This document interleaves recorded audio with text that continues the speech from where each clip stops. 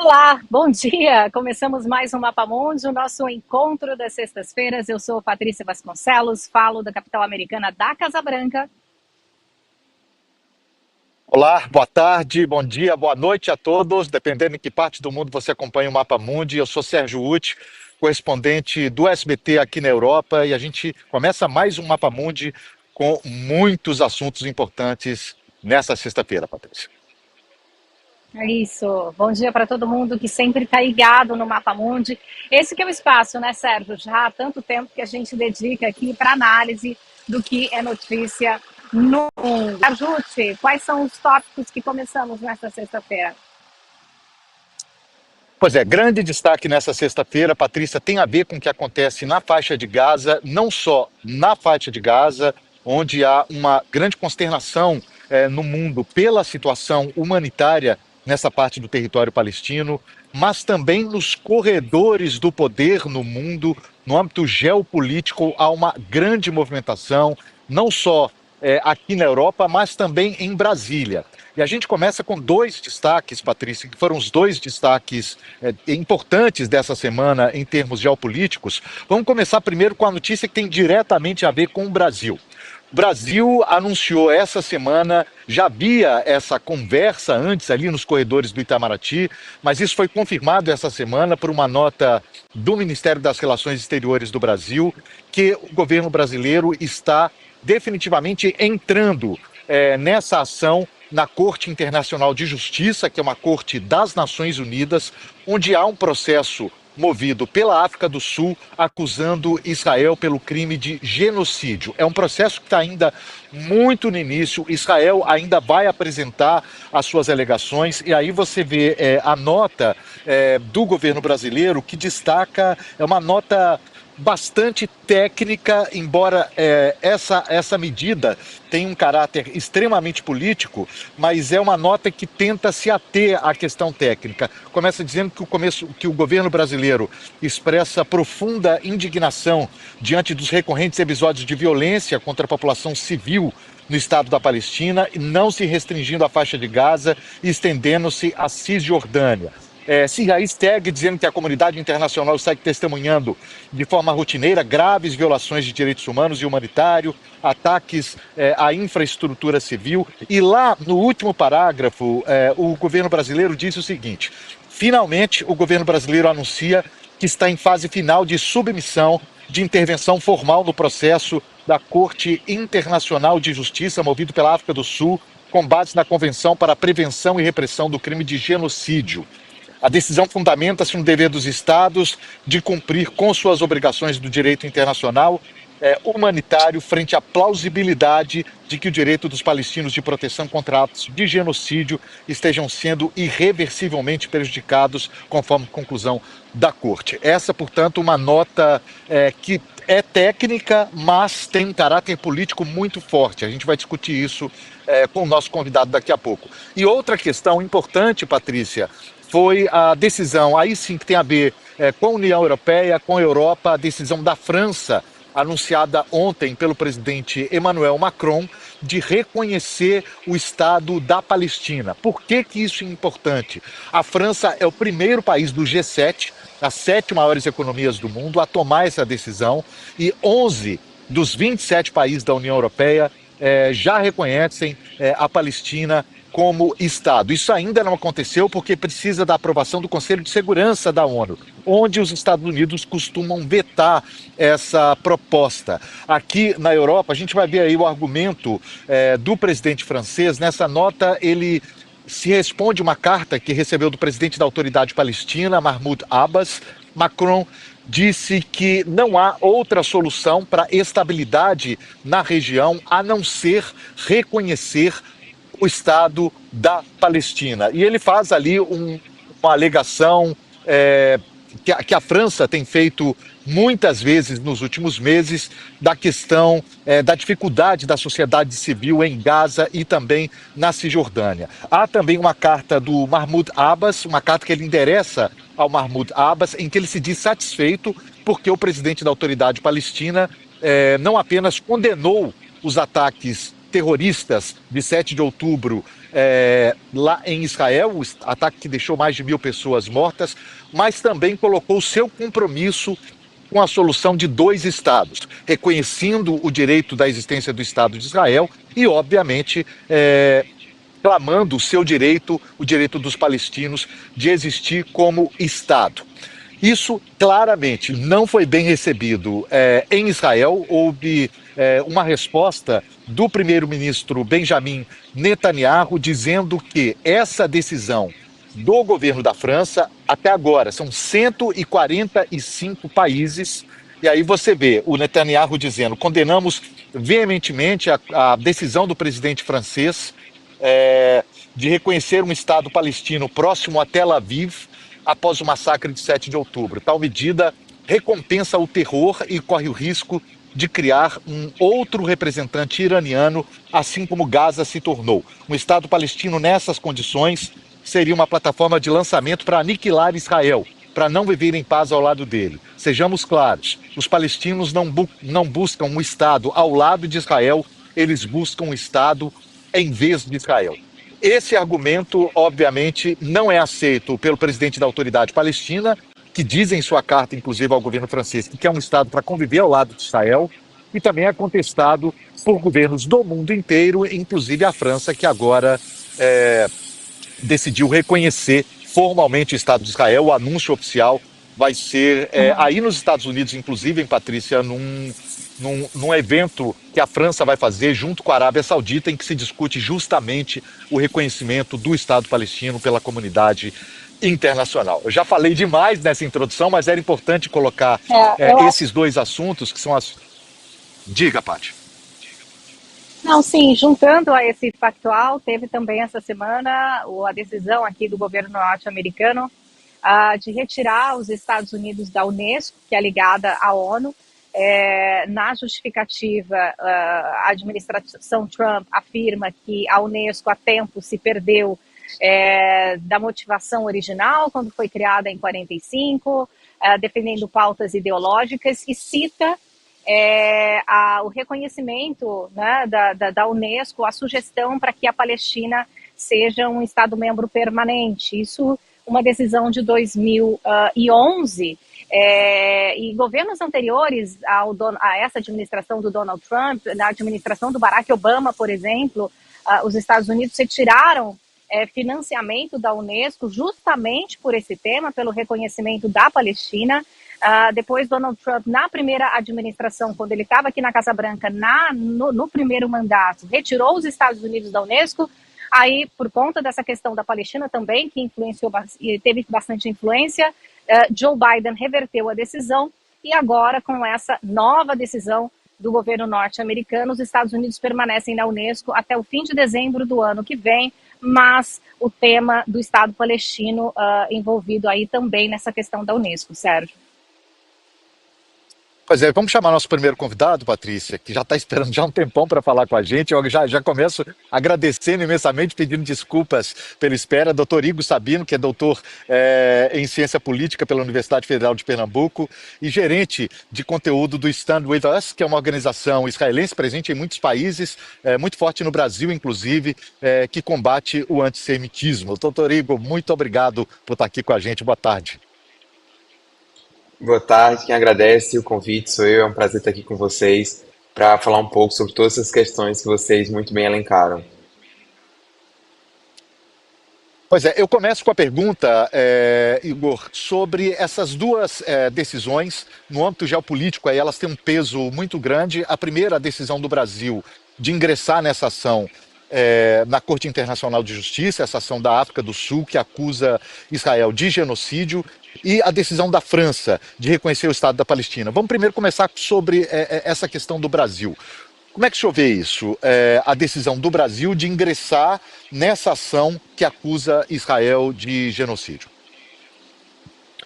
Bom, eu vejo de uma maneira muito mais como uma manobra política do governo brasileiro, e acho até que é um rompimento com a tradição diplomática que a gente tem em relação ao conflito israelo-palestino, que é uma postura de equidistância, né? O Brasil sempre defendeu uma solução dos estados, mas buscava se manter de certa maneira, neutra, até como um ator que fosse visto como confiável por ambos os lados. E a gente tem visto que desde o início desse conflito de Israel contra o Hamas na faixa de Gaza, que o Brasil está abandonando essa postura, se tornando cada vez mais crítico de Israel, adotando uma postura que ela é abertamente anti-Israel. Então, quando a gente analisa o próprio projeto, o próprio processo, na verdade, da África do Sul contra Israel na Corte Internacional de Justiça, a gente vê que esse foi também motivado por questões políticas internas da África do Sul. A gente tem evidências de que o Irã quem está por trás disso, porque o Irã ele não poderia fazer esse processo diretamente, então ele teria financiado a África do Sul para isso. A gente também tem evidências da África do Sul que logo poucos dias após o ataque de 7 de outubro do Hamas, a ministra das Relações Exteriores ligou para líderes do Hamas só depois de 10 dias que ela condenou as ações. E até mesmo no Brasil a gente tem visto uma relutância do presidente Lula de se encontrar com membros da comunidade judaica, de condenar o Hamas, considerá-lo como um grupo terrorista, de prestar assistência até mesmo aos brasileiros que sobreviveram, né, que foram vítimas do massacre, aos familiares daqueles. A gente teve brasileiros que morreram pelo Hamas no 7 de outubro, e as famílias se queixam que não receberam a assistência devida do governo brasileiro. Então o que a gente nota é uma falta de neutralidade aí, né, uma parcialidade cada vez maior, e que também contrasta com a postura que o Brasil tem tido, por exemplo, em relação à Rússia. A gente tem o Vladimir Putin, que foi condenado por uma outra corte internacional, que é o Tribunal Penal Internacional, por crimes contra a humanidade, e o presidente Lula até cogitou a possibilidade de retirar o Brasil do TPI para não ter que prender o Putin caso ele viesse ao Brasil na cúpula dos BRICS. Ele só não veio porque Lula não tinha... Ele não foi condenado ainda, né? Na verdade está sendo Putin não foi condenado, embora isso. haja um mandado de prisão contra ele, como há contra o premier Benjamin Netanyahu, ainda não há condenação. De fato, mas existe a mesma situação de Israel, né, que não há uma condenação ainda na Corte Internacional de Justiça, apenas uma denúncia, mas a gente observa que existe um padrão duplo da política externa brasileira. Então, quando se trata de Israel, o Brasil afirma que está preocupado com os direitos humanos, com o direito internacional, mas quando se trata da Rússia e da Ucrânia, o padrão é outro. Então, é impossível chegar a outra conclusão de que é um viés anti-Israel. Uhum. Esse viés ou essa análise que o senhor acaba de fazer, qual o impacto que pode ter na relação do Brasil com países que seguem esse conflito de forma mais atenta e tem uma ligação mais direta, como por exemplo aqui Estados Unidos? Bom, o que a gente são aliados vê é históricos de Israel, né? Sim, o que a gente observa é um distanciamento cada vez maior do Brasil em relação não só aos Estados Unidos, mas aos países europeus e a esse mundo democrático, né, em relação a Israel. A gente viu recentemente que até mesmo os países que são críticos das ações de Israel, como a França, que reconheceu, né, que vai reconhecer o Estado da Palestina, outros aliados históricos, como o Reino Unido, eles têm feito críticas duras a Israel, mas ao mesmo tempo eles têm reconhecido o problema do Hamas, reconhecem o Hamas como um grupo terrorista, condenam as ações do 7 de outubro de forma enfática, têm se empenhado pela libertação dos reféns israelenses, e o Brasil, por outro lado, não. Então a gente observa que o Brasil tem se alinhado cada vez mais a países como China, como Irã, que não somente são países que não são democráticos, mas que não têm um comprometimento com a solução dos estados e também com a coexistência entre Israel e um futuro Estado palestino ali no Oriente Médio. Então, eu acredito que o Brasil ele vai acabar se isolando ainda mais dessas democracias do Ocidente e se alinhando ideologicamente a esses países que são ditatoriais e contestam a ordem internacional como a gente tem hoje.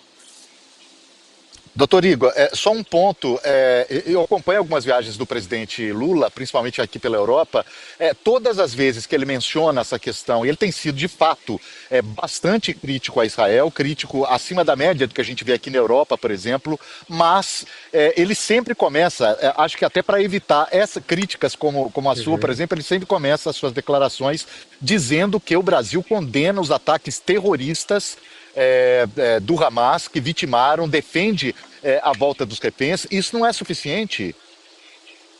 Vocês acham que isso não é suficiente ou não tem? Porque ele tem dito isso de fato. O governo brasileiro tem dito isso. As notas do Itamaraty dizem isso.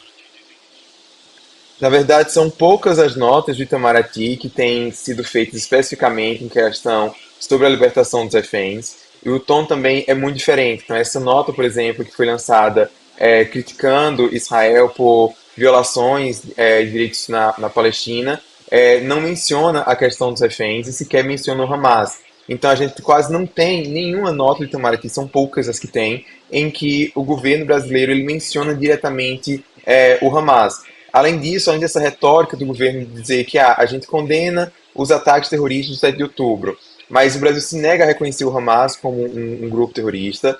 Inúmeras das vezes Lula fala Uhum. que não entende por que a guerra continua, por que Israel está matando mulheres e crianças, então ele ignora que é uma guerra contra o grupo terrorista, ele não menciona que os dados que ele cita são dados pelo Hamas e não fazem distinção entre civis e combatentes. E, além disso, ele tem uma série de contatos de proximidade, por exemplo, com o Irã, com o Catar, e em nenhum momento, pelo Uhum. menos que se saiba, ele usou desses laços para pressionar pela libertação dos reféns, ele se mostrou disposto a interceder isso. Nos dias iniciais da guerra, ele fez algumas menções nesse sentido, mas isso não foi para frente.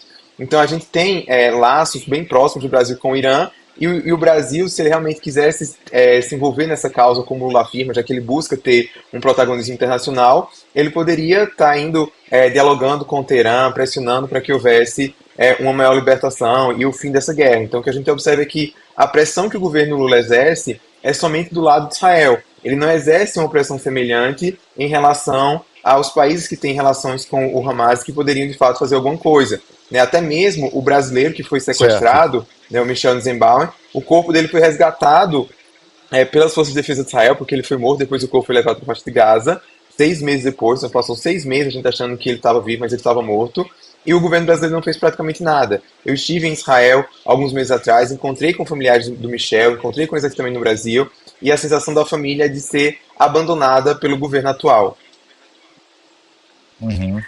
Recentemente, há dois dias, não foi ontem, na verdade, uma coletiva no Departamento de Estado, o porta-voz daqui ele foi muito questionado mesmo sobre a questão humanitária em Gaza, a questão da insuficiência de alimentos que entram no território palestino.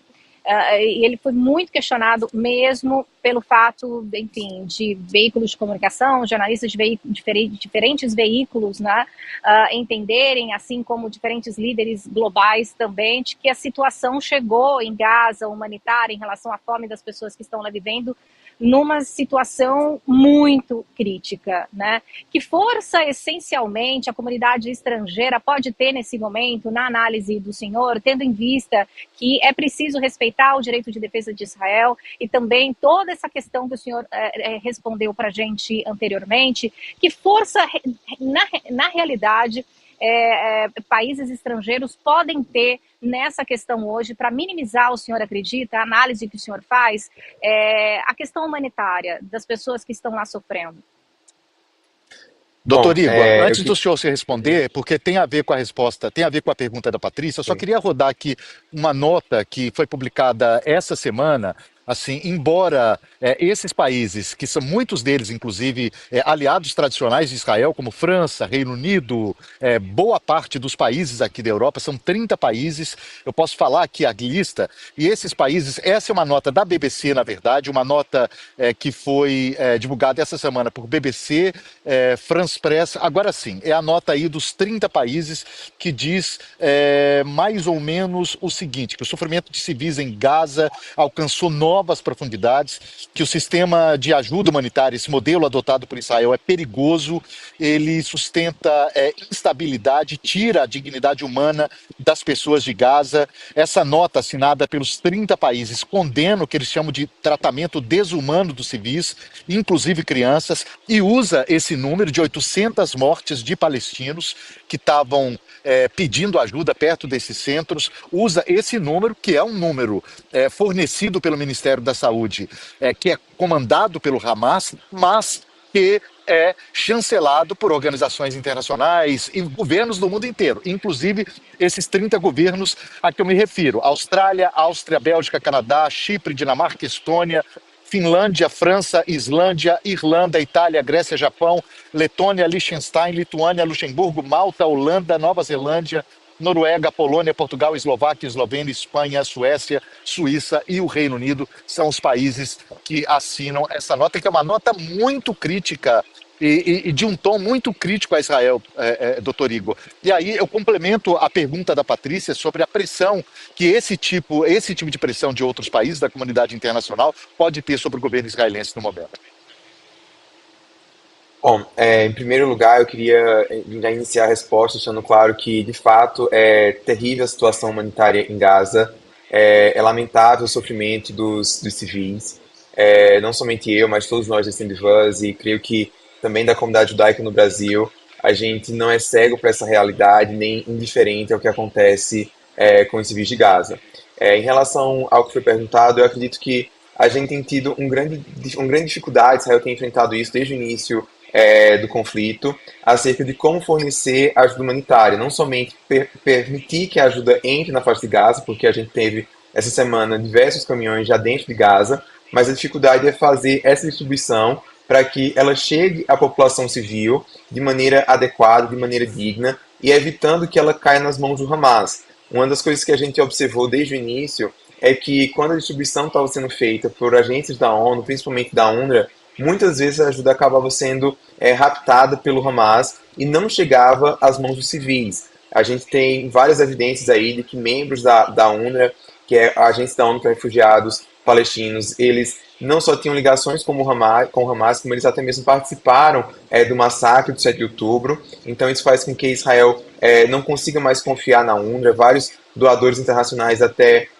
retiraram a ajuda que faziam para essas organizações. E aí a gente tem essa dificuldade. Israel tentou solucionar isso por meio de uma organização privada americana, que é a Gaza Humanitarian Foundation, e infelizmente, por mais que ela tenha a fim de estar distribuindo milhões de refeições, mas há uma dificuldade nessa distribuição, acaba tendo tumulto, às vezes o exército tem que abrir fogo, então houve sim mortes civis, é uma coisa que até mesmo o exército de Israel reconhece, embora dispute os números que são fornecidos pelo Hamas. Então é uma situação absolutamente lamentável. Eu acredito que a maneira que a comunidade internacional pode fazer para ajudar essa situação, não somente pressionando Israel, mas eu acho que principalmente demandando da ONU meios de fiscalizar as suas instituições, de criar alternativas. A própria Gaza Humanitarian Foundation tem se mostrado aberta a cooperar com agências humanitárias da ONU e outros países, mas há essa relutância. Por outro lado, temo que condenações excessivas a Israel, embora em momento algum eu negue a responsabilidade de Israel na situação atual, eu acredito sim que Israel é responsável por isso, tem obrigações perante o direito internacional de assegurar a distribuição de ajuda humanitária para os civis de Gaza, mas eu temo que essa pressão tão grande direcionada somente contra Israel acabe endurecendo o Hamas nas negociações para um cessar-fogo, que é o que a gente tem visto acontecendo agora segundo os Estados Unidos, né, de que o Hamas fez demandas excessivas e seria fruto dessa pressão que está sendo feita contra Israel. Então, eu acredito que o que é importante nesse momento é a comunidade internacional buscar cooperar com Israel para criar meios para que essa ajuda chegue aos civis palestinos sem que isso acabe beneficiando e fortalecendo o Hamas. Eu queria entrar nesse assunto da fome, que é um assunto que foi o grande destaque da semana, não só aqui no Reino Unido, mas na Europa inteira e em muitos países do mundo, dessa situação em Gaza. Antes, só uma notícia sobre. Vocês acompanharam as negociações para um possível cessar-fogo. Elas pararam, né? Estados Unidos e Israel se retiraram das negociações, alegando que o Hamas fez muitas exigências. A questão hoje, principalmente, Israel propõe uma trégua de 60 dias, com a faixa de Gaza ainda ocupada pelas forças israelenses. O Hamas quer que essa guerra termine. E as forças armadas de Israel deixem o território palestino. Está aí um dos grandes pontos de discordância. Agora, para entrar nessa questão da fome, doutor Igor, a gente tem algumas imagens e entrevistas da semana. Eu vou trazer primeiro a entrevista de um palestino entrevistado no meio da rua. Aliás, essa carta da BBC, que é da BBC, da AFP, a agência France Press, a Associated Press e a Reuters, três das grandes agências internacionais, mais a BBC News, emissora britânica, principal emissora britânica, divulgaram uma carta essa semana pedindo para que seus jornalistas tenham, na verdade, eles têm jornalistas freelancers, que não são contratados por essas agências, porque Israel não permite que jornalistas internacionais entrem na faixa de Gaza, desde outubro de 2023. As informações que a gente tem vêm desses jornalistas que estão trabalhando ali, como todos estão sentindo o problema da faixa de Gaza. Foi essa a questão da carta divulgada essa semana por essas agências. Vamos trazer, então, a entrevista de um palestino que foi trazida pela agência Reuters. Vamos ver. مش حرام مت من الجوع كفي كفي كفي كفي كفي كفي كفى ايش هتعمل جايب انت فطور لاولادي كنت فطور اجيب لاولادي بجيب فطور لاولادي 22 نفر مصابين في ركبه ترى كفي يتامى كفي سردينه كفي الله كفي. A gente tem aí a resposta sobre isso, houve muitas críticas essa semana, a resposta do porta-voz do governo de Israel. Vamos ver.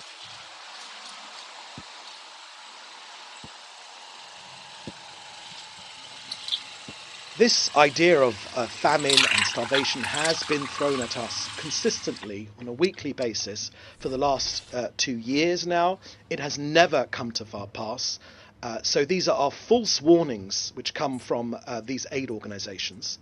And I also would say that where there is hunger in Gaza, it is hunger orchestrated by Hamas. This is very clearly their tactic, and it is working because Hamas seeks to put international pressure, which unfortunately too many international countries are too willing to follow suit on, to put pressure on Israel to support their negotiating tactics, stopping them initiating or agreeing to a hostage release pause. É isso, aí você viu a resposta do porta-voz do governo israelense, mas há uma gama de associações, de organizações internacionais. Essa semana também foi marcada por um documento divulgado por 115, para ser mais preciso, 115 dessas organizações, entre elas a Médicos Sem Fronteira, Cruz Vermelha Internacional, Programa Mundial de Alimentação, Conselho de Refugiados norueguês, que é uma organização muito forte e muito influente mundo afora, e tem inclusive uma pequena entrevista do presidente do Conselho de Refugiados Europeu, norueguês, perdão, que a gente traz agora.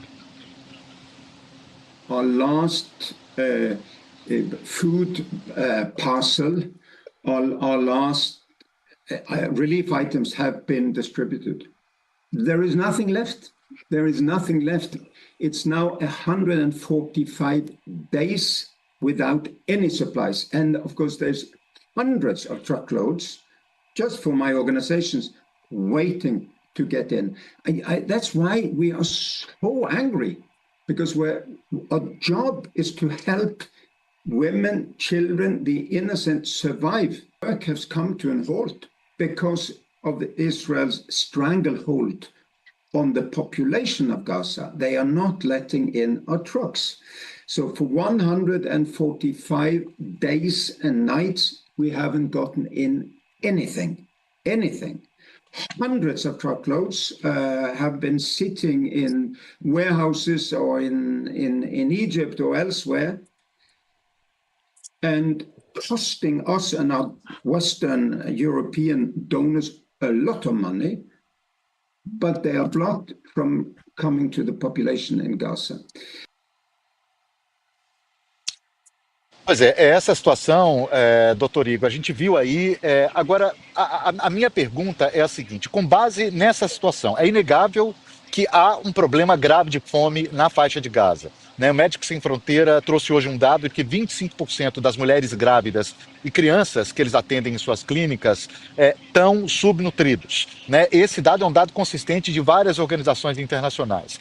Para evitar, que é outra realidade também com muitos indícios, de que o Hamas usa comida que está entrando ali para ser distribuída para a população, usa essa comida como arma de guerra, como tentativa ali para ganhar recursos para financiar a sua máquina de guerra.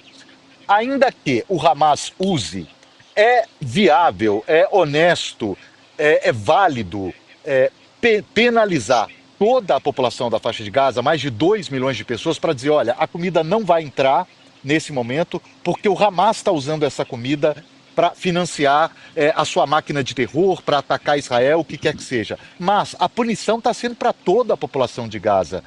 Isso justifica?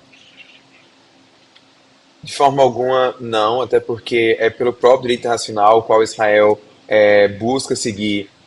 A gente sabe que é um crime de guerra a punição coletiva, embora também seja previsto alguns casos, né, na lei a suspensão de ajuda humanitária. O que a gente vê aí é que durante esse período em que Israel proibiu a entrada de ajuda humanitária entrar, é por conta de um cálculo que eles haviam sido feitos sobre a quantidade de calorias necessárias para as pessoas sobreviverem e fez um cálculo da ajuda que iria entrar. Então, permitiu-se aquela quantidade de entrada, depois suspendeu, mas normalmente a gente já teve essa abertura da entrada de ajuda humanitária, né? Hoje tem cerca de 800 caminhões já dentro de Gaza esperando para serem distribuídos. Sem dúvida, é inaceitável que os civis eles acabem pagando a conta do terrorismo do Hamas. E eu volto a repetir, eu acredito que não somente é lamentável a situação da fome, como é difícil até mesmo a gente pensar em meio de fazer com que essa comida chegue a esses civis sem que ela seja roubada, sem que ela seja desviada pelo Hamas. E aí a necessidade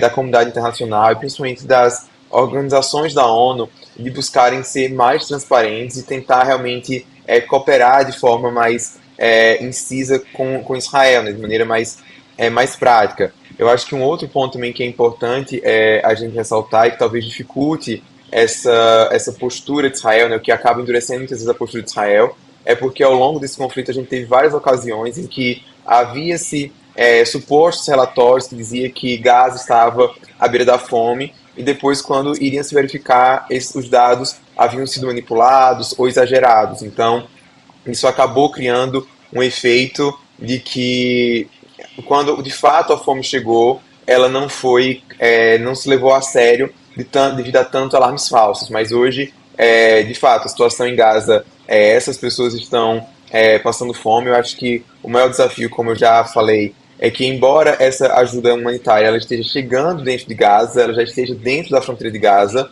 isso não é garantia de que ela vai chegar a esses civis palestinos.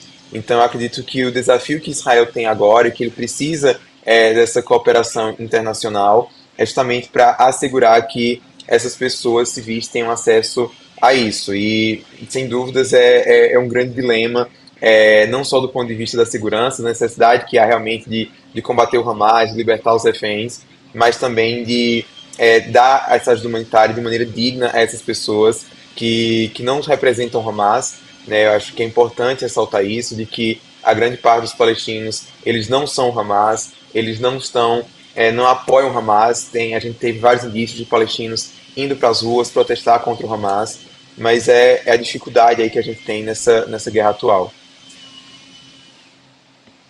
Perfeito.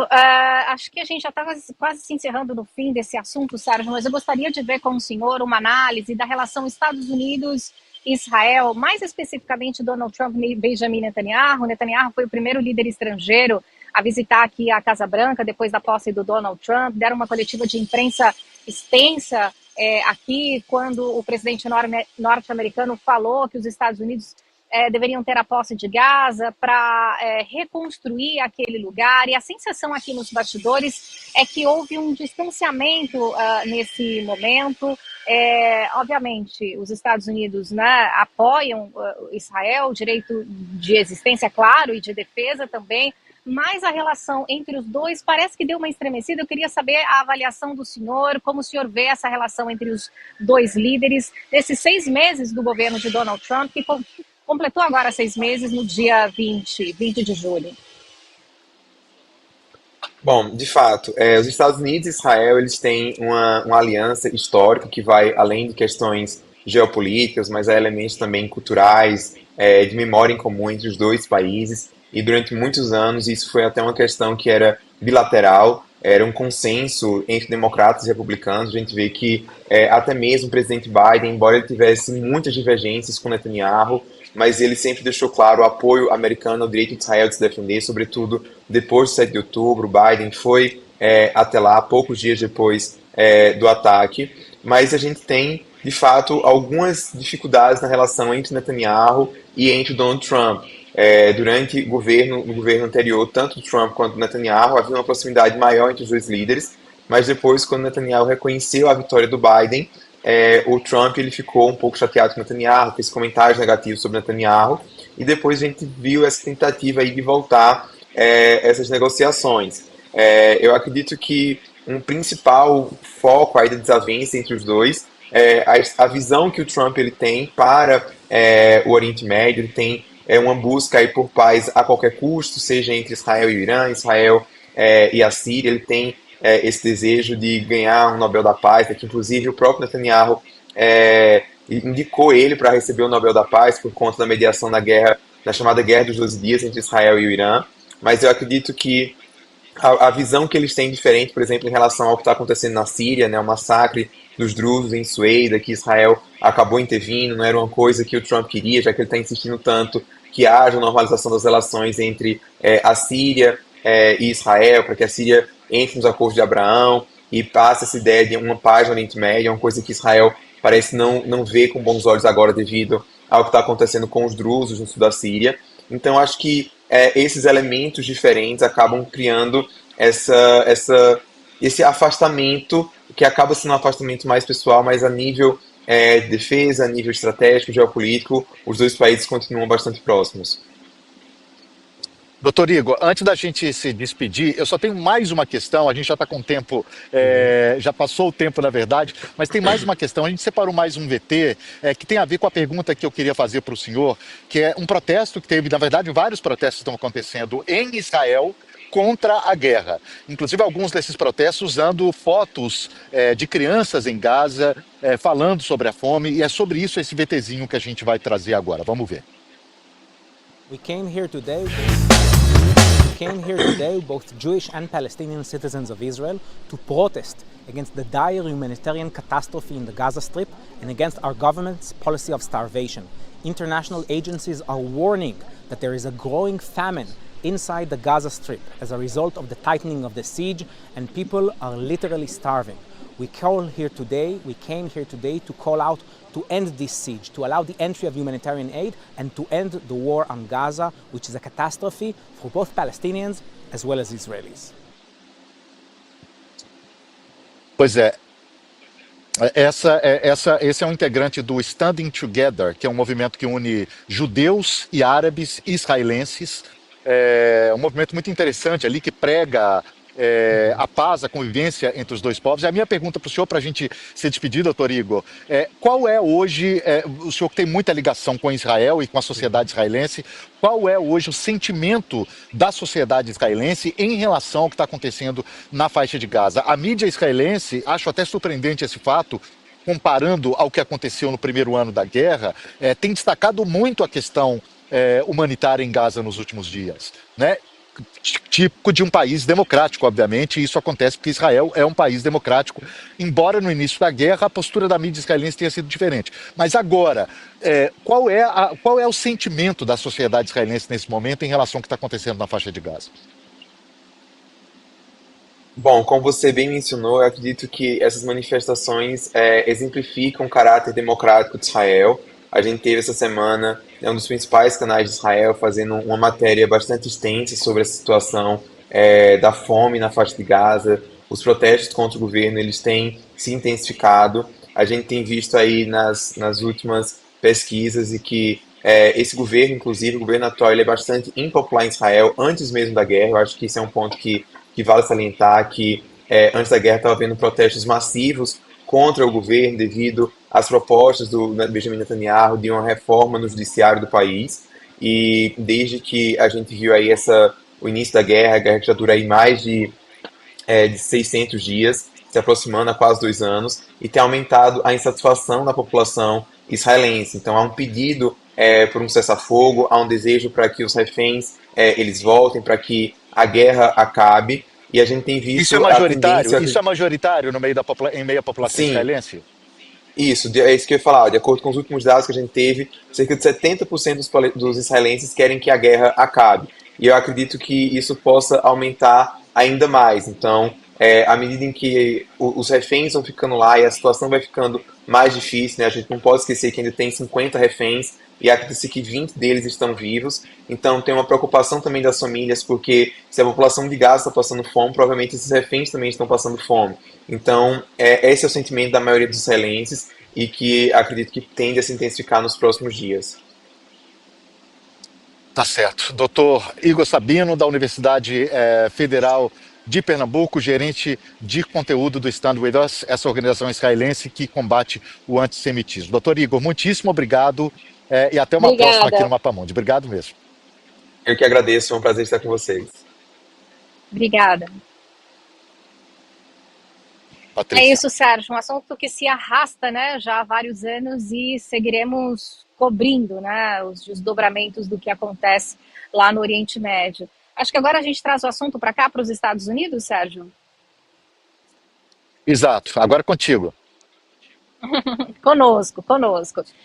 Bom, é assunto aqui nos Estados Unidos, em várias partes do mundo. Donald Trump acabou de sair daqui, conversou bastante com a imprensa na saída para o Aliás, ele está Marine vindo One. para cá, né? Tá vindo para aqui para o Reino Unido, está indo para a Escócia, se não me engano. Isso, está indo para a Escócia, isso, já está a caminho. Saiu, tem uns 40 minutos mais ou menos daqui, aí ele pega o helicóptero até a base aérea, e aí, né, do Air Force One, está indo para aí, mas já está a caminho. O Sérgio Último falou muito mesmo, o governo dos Estados Unidos, essa administração, né, completou 6 meses, o Trump tomou posse no dia 20 de janeiro, então o foco, né, pelo menos desses últimos dias aqui, tem sido falar de economia. Ontem ele visitou, Sérgio, foi uma visita até curiosa, a sede do Federal Reserve, que é o Banco Central daqui, que está em reforma realmente já há bastante tempo. Toda vez que eu vou gravar lá na frente, nem dá mais para gravar, porque está todo com andaimes, não se vê muito o prédio do Federal Reserve, e ele estava junto ao Jerome Powell, que é, enfim, o líder do Federal Reserve, e aí na frente dos jornalistas o Trump tirou um papel e começou a questionar o valor da reforma, Sérgio Ucci, e começou a dar os valores aí do lado, né, do Jerome Powell, dizendo que são bilhões de dólares, e aí, enfim, o chair do Federal Reserve questionou, disse que não, que ele estava incluindo um edifício ao lado, mas há uma rixa entre os dois.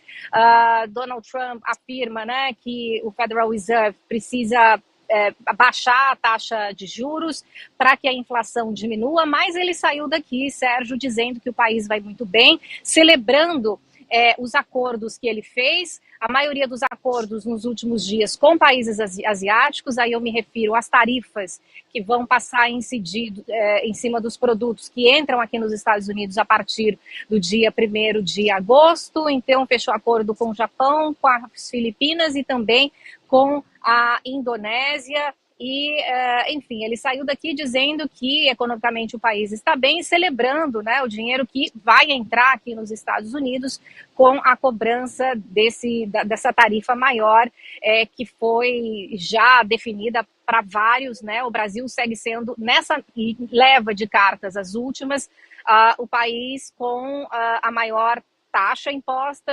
50%, e não há no horizonte ainda, pelo menos do que vem aqui da Casa Branca, indícios de que pode haver uma conversa. O Donald Trump sequer falou sobre Brasil aqui na saída. A impressão que eu tive é que ele não desejava falar sobre isso, Sérgio Ucci. Certo. E a gente tem, inclusive, mais um convidado para explicar para a gente essa história, né? Para conversar com a gente sobre isso, né? Você quer chamar, Patrícia? Exato, sim. A gente vai chamar o Vinícius Rodrigues Vieira, professor de Economia da FAAP, professor adjunto de Economia e Relações Internacionais na Fundação Armando Álvares Penteado, a FAAP, e secretário do Grupo de Pesquisa em Economia Política Internacional da Associação Internacional de Ciência Política. Vinícius já está conosco. Obrigada e bem-vindo ao Mapamundi. Olá, muito obrigado pelo convite. Bom dia aqui do Brasil, boa tarde aí na Inglaterra, bom dia nos Estados Unidos. Vinícius, há um empenho do governo brasileiro em tentar, né, esse contato com o governo norte-americano pelos diferentes canais. Há uma comitiva de legisladores brasileiros que estarão aqui na capital americana na segunda, na terça e na quarta-feira.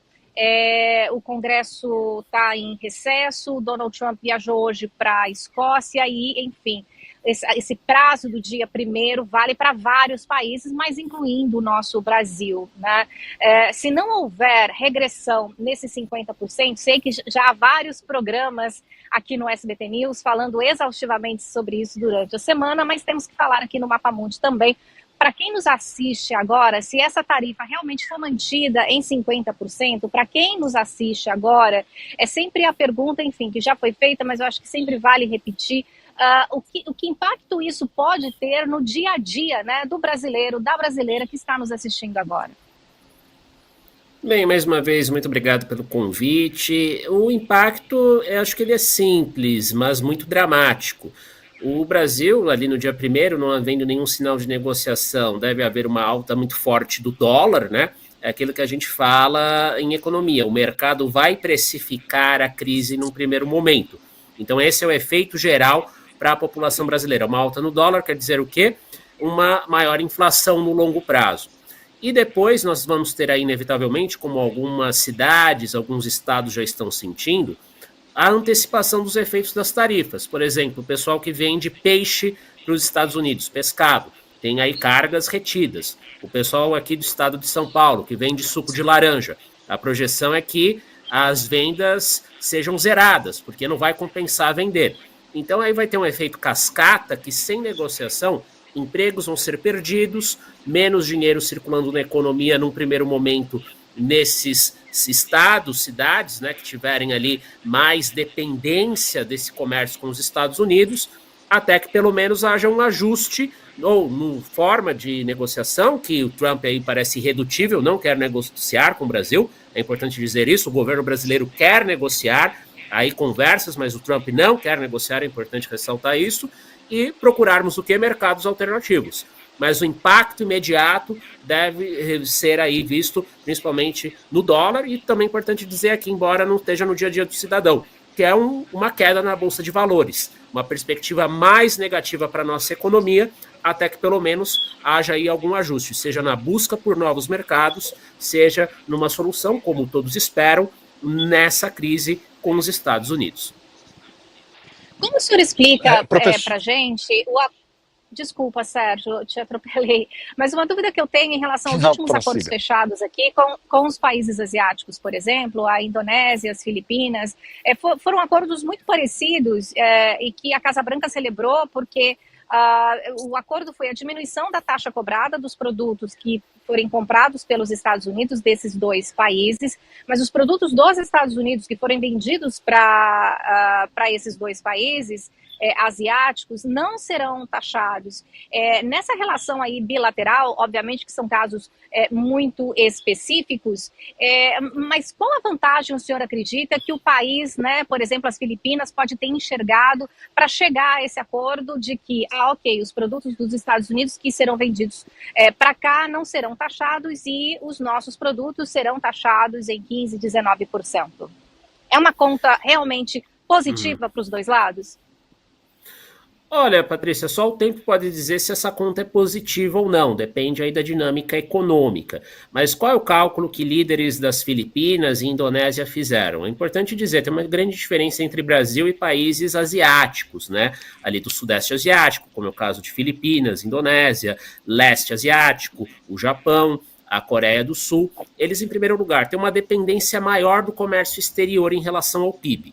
O Brasil tem aí nos últimos anos, o total de exportações e importações fica ali por volta de 20%, chegou até 25% do PIB, não mais do que isso. Em muitos países asiáticos, não tenho aqui os números de Indonésia e Filipinas especificamente, mas essa relação muitas vezes chega a 40%, 50% do PIB. Então essa é a primeira grande diferença, eles dependem do que? De exportar muito. Eles dependem então de mercados externos, entre eles o mercado americano, esse é o primeiro ponto. E qual é a alternativa ao mercado americano para eles? A China. E eles não querem ter um grande vínculo com a China pela proximidade ali geográfica, medo de interferência política que a China já faz ali nesses países ali pela proximidade geográfica. Esse é o primeiro ponto. O segundo ponto, Patrícia, é o seguinte, não é só essa dependência externa, mas também é o fato de que eles também já vendem muito para os Estados Unidos. A nossa parcela aí do comércio exterior com os Estados Unidos, ela não é muito grande, ela é 12%, o que não significa que seja negligente, mas o impacto ali de eles fazerem uma escalada, né, numa guerra comercial com os Estados Unidos seria muito mais imediato do que tende a acontecer no contexto brasileiro, porque hoje no Brasil a maior parte das nossas exportações vai para a China, né, 30% aí aproximadamente, tem sido a média, e, claro, nós temos também a possibilidade de buscar outros mercados, que é algo que, no melhor do meu conhecimento sobre as economias asiáticas, ou eles comercializam ali, principalmente para os Estados Unidos, que foi a especialização deles, ou eles passam a vender ali para outros países asiáticos, que também não têm grande abertura hoje, em função da desaceleração do crescimento da China, e, claro, de todo mundo ali estar buscando manter sua fatia no mercado americano, em vez de buscar uma cooperação regional. Então são realidades distintas, mas óbvio, é importante dizer, isso não reduz a gravidade do que nós devemos sofrer a partir de 1º de agosto. Professor Vinícius, a União Europeia, para a União Europeia também foi uma surpresa o anúncio da taxa de 30%, no meio de negociações entre técnicos do bloco e técnicos norte-americanos. Essa negociação continua. Agora, os europeus falam que o objetivo deles ali é ficar talvez nos 15%, que seria metade do que foi anunciado por Trump ali no barulho durante um fim de semana. O senhor acredita que no caso do Brasil, quando se chegar um momento mais pragmático, a gente vai chegar também numa taxa muito menor ou não? Nossa situação é muito diferente, até por conta da alegação de tom muito político, né, da justificativa do governo dos Estados Unidos. Só acha que para eles também, para o Brasil vai doer, obviamente. Para eles também não doeria manter uma taxa tão forte, que o Brasil também poderia retaliar.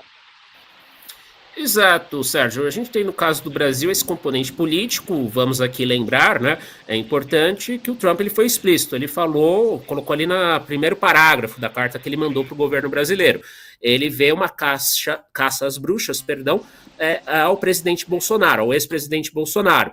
E coloca ali, né, o alívio ali, né, que na versão aí da direita é uma perseguição judicial ao presidente Bolsonaro, a pré-condição para a redução das taxas. Então o Trump ele foi direto. Claro que tem aí aspectos mais amplos. Isso não tem como negociar, né? Não há como negociar isso, né? Não tem como negociar, porque vamos aqui, independentemente da nossa opção política, tem aí pessoas ouvintes de direita, de esquerda, de centro, o fato é que tem aí um processo judicial contra o presidente, tem provas robustas. Ontem, um dos generais envolvidos confessou que havia um plano para matar Alckmin, Lula e Alexandre de Moraes. Pode-se discordar dessas figuras políticas. O Alexandre de Moraes, um juiz da Suprema Corte, sujeito a críticas, é normal numa democracia. Mas quando você tem ali parte de um plano, né, de assassinato de pessoas, isso é muito grave. E é algo que compete não ao executivo brasileiro, não é o Lula que está julgando o Bolsonaro, é a justiça brasileira que é independente. Então, o Trump, né, aí ele já coloca uma condição muito complicada. Talvez o Trump, aqui gerando o benefício da dúvida, esteja mal informado, enfim, em relação a essa questão. Dito isso, aí permita-me fazer uma leitura. Acho que a questão vai muito além do presidente Bolsonaro, dessa aliança aí Trump-Bolsonaro. O Trump, ele quer claramente governos favoráveis a ele aqui na América Latina. E o presidente Lula, novamente, gostemos ou não do Lula aí, do atual governo, ele é um governo mais distante dos interesses americanos. Eu não vejo o Lula como inimigo dos Estados Unidos, como até alguns colocam aí, à direita, a respeito de outras opiniões. Mas ele não é realmente um presidente muito próximo do Trump, até porque o Trump tem aí outra posição no espectro político, enfim, mas ao mesmo tempo não vejo o Lula sendo inimigo dos Estados Unidos. Mas o Trump, até essa questão que surgiu aí ontem dos metais raros, enfim, e outras menções que o Trump fez na carta que ele mandou ao governo brasileiro, ele quer aí claramente usar as tarifas como uma sanção, é importante dizer, um instrumento de pressão para que em 2026 o Brasil eleja um presidente mais afinado com os Estados Unidos, o que poderia ser legítimo, mas qual vai ser esse grau aí de afinidade que o Trump busca num eventual futuro governo brasileiro? É um grau de subordinação? É um grau de parceria? Enfim, me parece que o Trump ele quer influenciar aí em excesso a política brasileira. E isso nos deixa de mãos atadas. Só para concluir o raciocínio, Sérgio, qual é o caminho, então, aí para que talvez nós reduzamos as tarifas? Eu vejo a pressão de empresários brasileiros com empresários americanos, junto à burocracia americana e, sobretudo, no Congresso americano. Por quê? Em relações internacionais, quando a gente estuda a política externa americana e a dinâmica política americana, o Congresso lá é fundamental. Por quê? Você tem os lobbies. Então, eu vou pegar aqui um exemplo. O café brasileiro, o suco de laranja brasileiros, eles são essenciais. A gente manda isso in natura para lá, praticamente. Empreendedores americanos empacotam, misturam, né, com outras variedades de café, empacotam o suco de laranja, ou seja, se a gente deixar de exportar para lá esses produtos, americanos vão perder o emprego. Isso vai gerar o quê? Pressão na base política dos deputados americanos.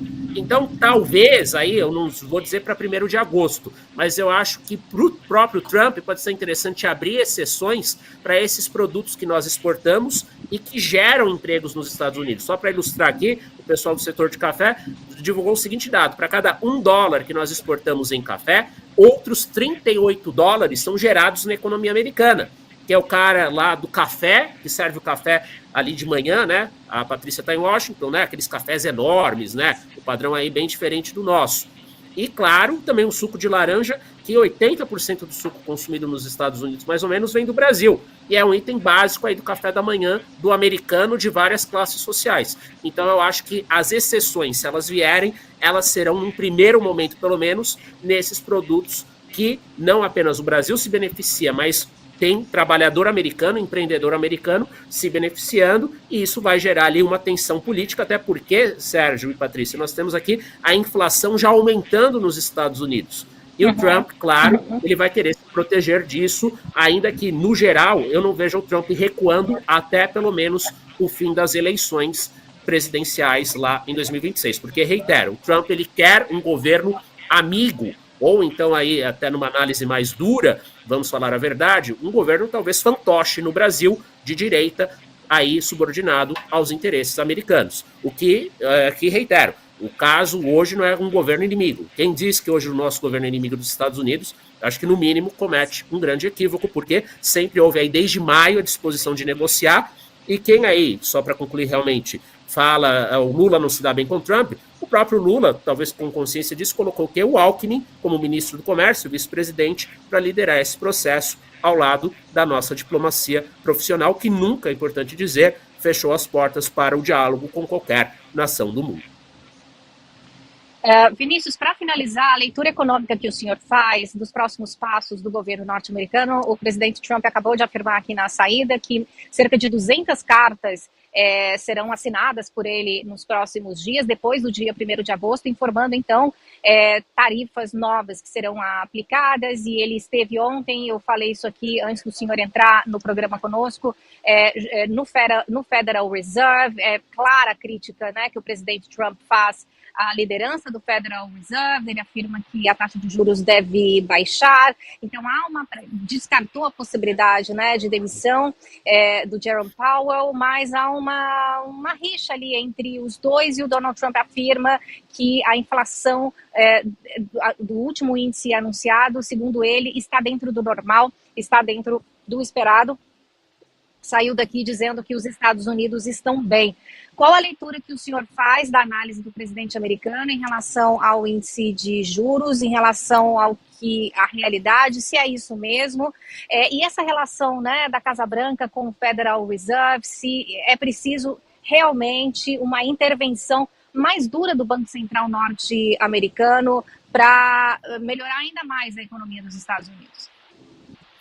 Bem, se nós pensarmos como a economia ela vem sendo conduzida aí na era pré-Trump, vinha sendo conduzida aí com base em elementos mais, vamos dizer, técnicos, Patrícia, nós temos um diagnóstico correto vindo ali do Fed, da liderança do Powell, porque o Trump está gerando políticas inflacionárias. São as tarifas, a One Beautiful Big Bill, né, como ele diria ali, que é o orçamento dele com cortes, mas com muitos gastos ali também, e isso gera inflação. Então, um Banco Central consciente, como é o Fed americano, tem que intervir. E o Trump, ele está ali, em algum momento ele descarta, né, claro, essa demissão, até porque o Powell tem um mandato pré-definido, provavelmente não vai ser reconduzido quando expirar o mandato dele, então o Trump pode ter ali decidido se acomodar, até porque acaba sendo um alvo fácil, porque o Trump, ele pode jogar na conta dos juros mais elevados dos Estados Unidos a conta por ele fazer uma política econômica muito ruim, porque impondo tarifas e aumentando o gasto público, ele gera inflação, instabilidade do mercado americano, e para o mundo como um todo, ele reduz a confiança no dólar, o que vai fazer com que outros países busquem alternativas ao dólar no comércio internacional. Mas politicamente para o Trump é útil ter ali um inimigo interno, o Powell, e vai mantê-lo aí enquanto for possível, porque ele pode fazer críticas e lavar as mãos diante de uma situação pela qual ele, em grande parte, é responsável com essa política econômica que não fecha. Porque tarifas altas, gastos públicos elevados geram inflação e demandam que um Banco Central responsável aumente os juros, o que trava a economia. Mas Trump parece não estar preocupado com isso, Patrícia e Sérgio. Trump está preocupado ali em jogar para sua própria base o movimento MAGA, em qual aí ele vem enfrentando críticas aí por conta do seu suposto envolvimento com Jeffrey Epstein, ali que foi condenado, se matou na prisão por conta de um escândalo sexual envolvendo menores de idade. Então o Trump também age aí na economia visando salvar a sua própria pele de críticas da sua base mais aguerrida que está contra ele nessa questão específica. A gente conversou com Vinícius Rodrigues Vieira, professor de economia da FAAP, Fundação Armando Álvares Penteado. Muito obrigada por participar conosco e colaborar com suas análises aqui no Mapa Mundi. Obrigada. Eu que agradeço. Obrigado, muito obrigado, boa tarde. Bom dia e boa tarde. Até mais.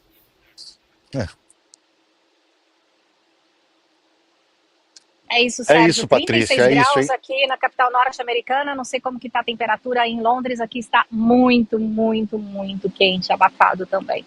Olha, eu estou com 10 graus a menos, 26 graus nesse momento aqui em Londres. Chegando perto dos 30 já começa a ficar muito pouco confortável, mas 36 graus é muito quente, né, Patrícia? É 36 graus no termômetro, então você vê que a sensação térmica certamente está um pouco maior que isso, né? Mas tá bem quente mesmo. Eu peguei uma sombra aqui, então tô mais protegida. Eu imagino que Washington, como Londres, não é uma cidade preparada para o calor, né? Até o contrário, porque as janelas elas têm vidros duplos, né, para proteger do frio quando vem, né, temperaturas muito abaixo do zero. Então a gente tem, assim como aí também, vidros duplos. Então precisa ter ar condicionado, né? Se não tiver, fica muito difícil mesmo. As janelas não são grandes, então assim é uma cidade mais preparada pro inverno rigoroso mesmo. Falando em temperatura, a temperatura aqui, né, na sede do Poder Norte-Americano está acima dos 50 graus, eu acho. Não param de acontecer eventos, né, tipo, muito grandes, assim, que a gente precisa repercutir minuto a minuto. Até uma colega de Brasília disse para nós aqui a questão tarifas, obviamente, a grande questão do dia. E porque eu acabei conversando com ela sobre uma outra questão, sobre Barack Obama, eleições de 2016, porque a diretora de inteligência dos Estados Unidos tinha acabado de dar uma coletiva aqui, então eu estava com aquilo na cabeça e realmente naquele momento, aquele assunto para mim ali estava mais quente. São os dois assuntos que a gente vai passar rapidamente para finalizar o Mapa Mundi de hoje, Sérgio, e aí você pode falar da repercussão que teve aí durante a semana. A Tulsi Gabbard, que é a diretora de inteligência dos Estados Unidos, ela veio até aqui a sala onde os jornalistas, né, acompanham as coletivas para falar sobre um relatório que foi divulgado, tinha sido divulgado naquele dia, que é uma releitura da investigação que foi feita pelas agências de inteligência dos Estados Unidos em 2017. Em 2016 houve eleições presidenciais aqui, foi quando Trump concorreu com a Hillary Clinton, e foi notícia no mundo inteiro depois que os russos tentaram interferir nas eleições, né, através de redes sociais. Então as agências agências de inteligência dos Estados Unidos realmente investigaram a ação de hackers ou a ação de pessoas da Rússia nas eleições daqui. O que o relatório liberado essa semana informa, segundo a diretora de inteligência, Sérgio, é que o que já foi constatado, que os russos tentaram interferir nas eleições, sim, e provocar o caos, palavras dela na coletiva de imprensa, mas não houve, naquele momento em 2017, tampouco agora, na revisão dos documentos, provas ou constatações de conhecimento e de favorecimento ao Donald Trump. E isso, segundo ela, foi algo dito pelo ex-presidente Barack Obama. Então ela disse, os russos realmente tentaram interferir, mas não há prova ou qualquer indício de que houve favorecimento ao candidato Donald Trump à época, tampouco a qualquer candidato. Acusou o Barack Obama de usar informações falsas e afirmou que o nome de Barack Obama será levado ao Departamento de Justiça. Donald Trump, no dia anterior, já tinha acusado o Barack Obama de conspiração e também de traição. E o escritório do ex-presidente norte-americano democrata afirmou que são alegações bizarras, né? Então é esse o bastidor dessa situação envolvendo Trump, Barack Obama e as eleições de 2016, que foi notícia essa semana, Sérgio Uti.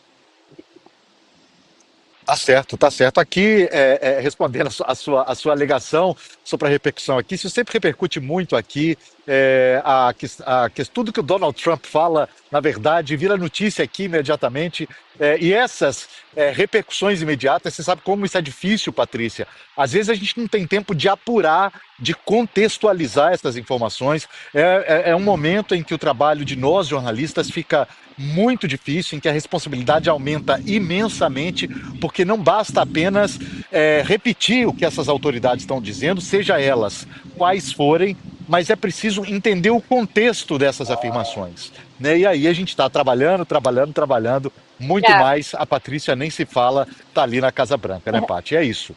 Isso, agradeço, a gente se vê... então, todas, se a gente... A nossa equipe no Brasil. Você... Exato, vamos agradecer a Bia, hoje o Gabriel está lá, a Giovana, que teve um compromisso hoje. Obrigado a todos vocês aí em São Paulo, obrigado a todos vocês que ficaram com a gente aqui até agora e até semana que vem. Tchau. Tchau, tchau.